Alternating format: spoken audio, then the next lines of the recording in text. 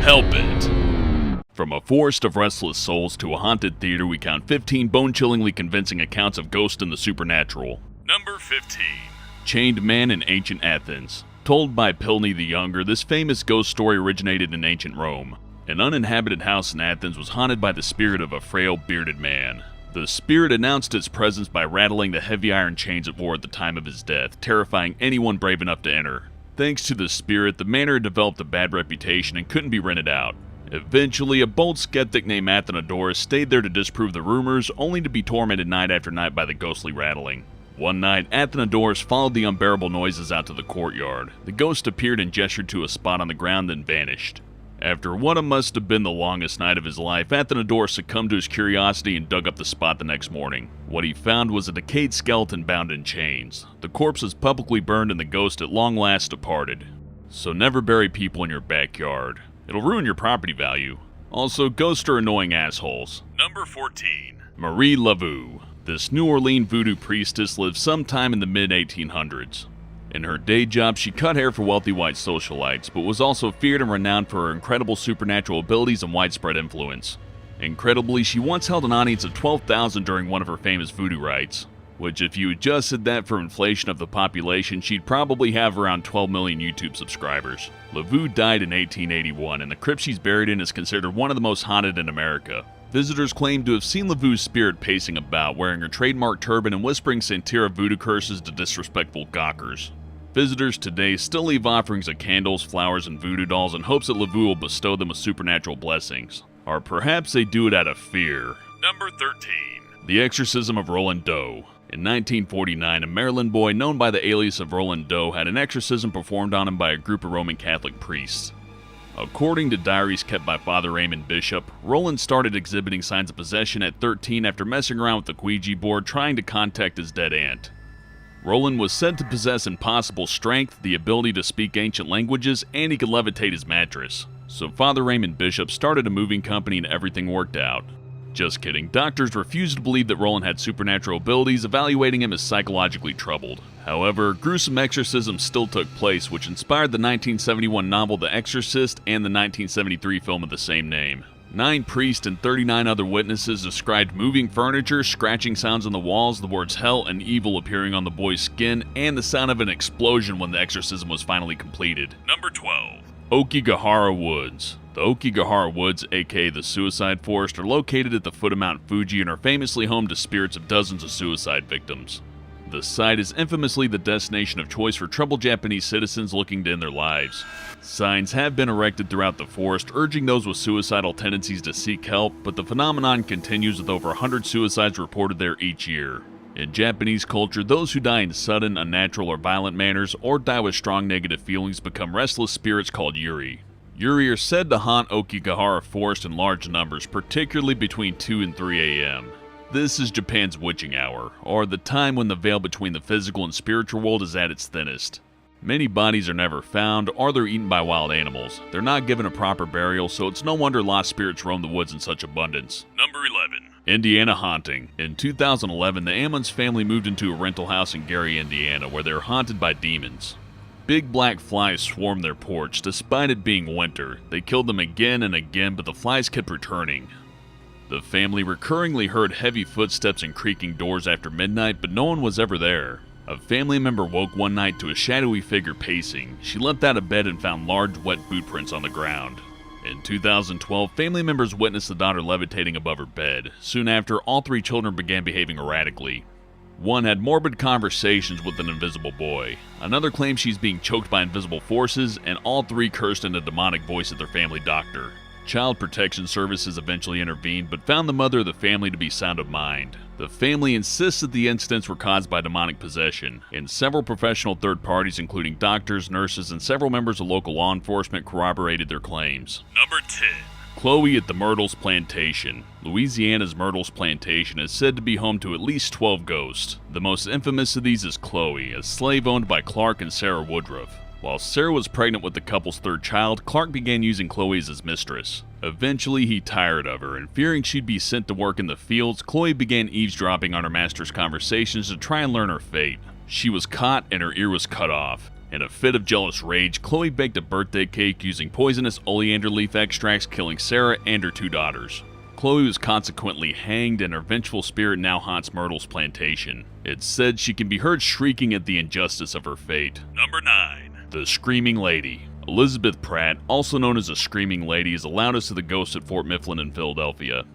She was an 18th century neighbor of the fort, and her daughter took up with the local officer. When she found this out, Elizabeth renounced and threw out her daughter, who died shortly after from an infection of the intestines.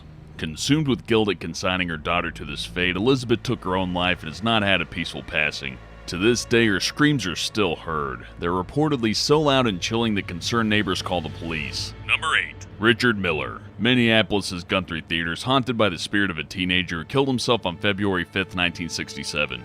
At 16, Richard got his job as an usher. Others had always perceived him as odd, and he didn't have very many friends. Following a ski accident and after receiving bad grades, Miller killed himself using a Mauser rifle he'd purchased from a local Sears store. Because of his intense love of his job, Richard was buried wearing his Guthrie Theater blazer. Until it was torn down in 2006, those working in the theater reported seeing Miller pacing up and down aisle 18, on the catwalks, and in the Queen's box. It seems he loved working there so much he refused to move on. Number 7. Snedeker family. In 1984, the Snedeker family moved into a nice house in Connecticut, only to discover it was an ex-mortuary where employees were convicted of necromancy and necrophilia. Their barbaric tools used in their horrific experiments were still in the basement. The Snedekers were subsequently terrorized by the victims' tortured spirits and by a demon with white hair and a pinstripe suit. The Snedeker story was eventually made into the 2009 film The Haunting in Connecticut, but the legitimacy of its events have been heavily debated. Number 6. Joseph Forpog and Molly the Maid. Joseph Forpog was a respected dry goods merchant in Minnesota. To show off his wealth, he bought 5 lots of land in a single neighborhood and inhabited one, with a grand mansion complete with manicured gardens in 1880. He lived there with his wife and 2 daughters, and they decided that they needed hired help, because who the hell cleans their own mansion? Among the staff Joseph hired was a maid named Molly. Molly and Joseph were smitten and soon had an illicit love affair. One day they were caught in bed by Joseph's wife, and Joseph was forced to end the affair. In despair, a pregnant Molly tied a rope to a 3rd-floor chandelier and killed herself. The family then moved to Europe to repair their marriage, but Joseph fell into a deep depression. He claimed it was business woes, but he was still mourning Molly. Years later, he returned to the grounds of his mansion and shot himself in the head. Today, the property is said to be haunted by the ghosts of the star-crossed lovers. Still a better love story than Twilight. Number 5.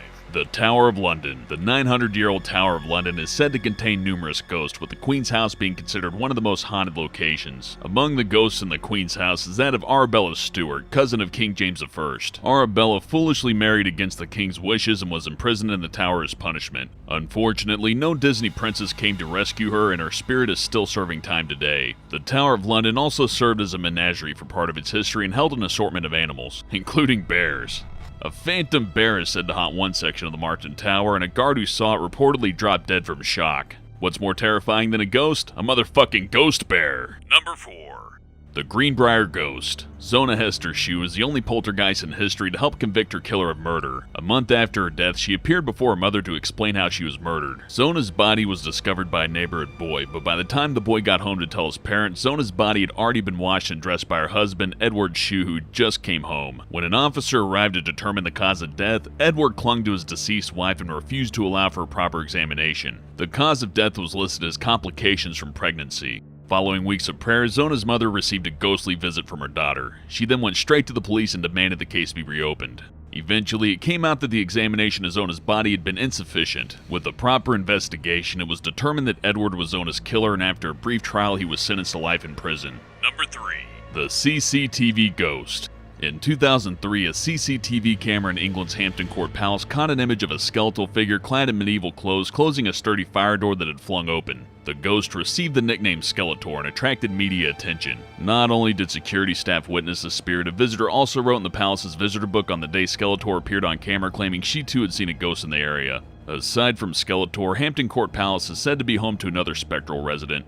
Catherine Howard, one of Henry VII's many wives, was imprisoned there and supposedly died shortly after being dragged to her room screaming all the way. The area she haunts is aptly named the Screaming Gallery. Number 2. Amityville Hauntings. The Amityville Haunting is America's most famous ghost story. In 1974, Ronald Defoe Jr. was convicted for killing his mother, father, and 4 of their kids at their home in Amityville, New York. Mysteriously, there were no signs of a struggle inside the house. The following year, the Lutzes moved into the Amityville home, having bought it at the previous tenants died here discount rate. Buyer's remorse kicked in less than a month. During that time, all manner of crazy shit happened. Ghostly whispers were heard, their daughter developed a friendship with an imaginary red-eyed pig called Jody, the house attracted swarms of flies, there was a banging on the walls, and the furniture moved on its own. Paranormal investigators were called in to investigate, and they reported paranormal phenomena and signs of malevolent forces. One of them was pushed to the floor of the basement by an unknown force. All of this terrifying activity inspired the 1977 book The Amityville Horror, and of course, Hollywood came knocking soon after. Number 1.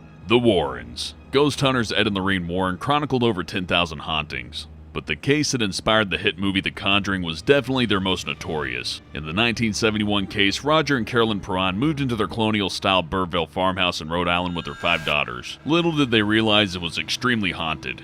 The Perron family was terrorized by a malevolent spirit who called herself Bathsheba. Among other things, the family endured the permanent stench of rotting flesh and angry spirits who arrived every morning at 5:15 sharp to levitate their beds. Incredibly, the family endured these otherworldly intrusions for over 9 years. Thanks for watching, and I'll see you next time.